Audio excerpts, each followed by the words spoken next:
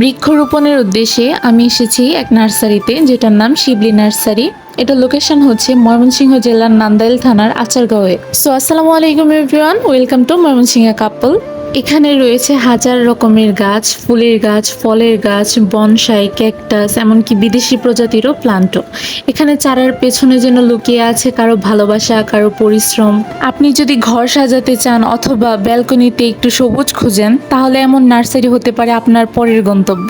সবচেয়ে ভালো লাগার বিষয়, এখানে গাছের সঙ্গে গল্প করা যায়। নরম হাওয়ার মাঝে গাছগুলো যেন আপনাকে বলে, বাঁচো, শ্বাস নাও, সুন্দর করে কিছু গড়ে তোলো। আপনিও একদিন এসব গাছের মতো কাউকে ছায়া দিবেন ইনশাল্লাহ। গাছ নিয়ে আসতে আসতে আমাদের প্রায় রাত হয়ে গিয়েছিল, তাই দেখা হচ্ছে আগামীকাল।